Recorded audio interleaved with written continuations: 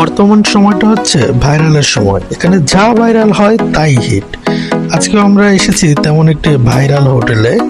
তো এই ভাইরাল হোটেলের প্রধান যে আকর্ষণ সেটা হচ্ছে চালের আটার রুটি। আর এই চালের আটার রুটির সাথে আছে গরুর কালো ভুনা, লাল ভুনা, গরুর নেহারি, গরুর বট, এবং দেখতে পাচ্ছি এখানে অন্যান্য খাবার তো আছেই, বিভিন্ন ভর্তা, ভাজি টাজি। তো যাই হোক, এখানকার ভাইরাল যে খাবারটা, আমরা আজকে মূলত সেই খাবারগুলো টেস্ট করব। তো টেস্ট করার জন্য আমরা এসেছি অনেক দূর থেকে। লোকেশনটা আগে দিচ্ছি। লোকেশনটা হচ্ছে ঢাকা সিলেট হাইওয়ের শায়েস্তাগঞ্জের ঠিক আগে। হোটেলের নামটাও অদ্ভুত, ফারদিন মারদিন রেস্টুরেন্ট। তো এতই ভাইরাল খাবার, এটার নাম শুনতে শুনতে সেই গভীর চা বাগান থেকে চলে এসেছি এক সিএনজিতে, একদম 7 জন।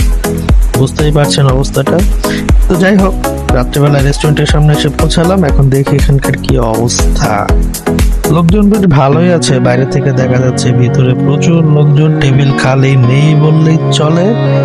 তো যাই হোক, মানুষজন খেতে থাকুক, ততক্ষণ আসলে আমরা দেখে আসি যে এখানকার আসলে ভাইরাল যে চালের আটা রুটিটার প্রসেসিংটা কি। এই যে রুটি বানাচ্ছে, সারাদিন এরা এইভাবেই বানায়। একের পর এক রুটি বেলা হচ্ছে, ছেঁকা হচ্ছে। একটু পরে আমরা টেস্ট করে দেখবো। তার আগে আসলে এটার প্রক্রিয়াটা দেখাচ্ছি। বেশ ভালোই, রুটির সাইজটা একটু ছোট, কিন্তু দেখে মনে হচ্ছে ইয়ামি, খুব টেস্টি হবে। তো যাই হোক, আর তর্স হচ্ছে না, রুটিগুলো বানাতে থাকুক, আমরা দেখে একটু ভিতরের দিকে যাই কি অবস্থা। এখন অনেক সময় বাকি সিরিয়ালে দাঁড়াতে হবে, খাবার অর্ডার দিতে হবে, তারপর খাবার আসবে, তারপরে খাবো। তো যাই হোক, এখানে শুধু যে এই গরুর আইটেম আছে তা না, বিভিন্ন প্রকারের ভর্তা টর্তা আছে আর কি, মানে আপনার রেগুলার ভাতের আইটেম আছে। তো যাই হোক, প্রাথমিক পর্যায়ে 50টা রুটি, গরুর কালো ভুনা, লাল ভুনা, নেহারি হচ্ছে আমাদের খাবার। দুর্ভাগ্যবশত গরুর কলিজা এবং বট অলরেডি শেষ হয়ে গিয়েছে। তো খাবারের টেস্ট খারাপ নাই। আমি মানুষ যে আসে, ভাইরাল হচ্ছে, এমনি হয়নি, কিছুটা বৈশিষ্ট্য আছে। তো একে একে প্লেট খালি হচ্ছে। এই পর্যন্ত রুটি গিয়েছে 120টা।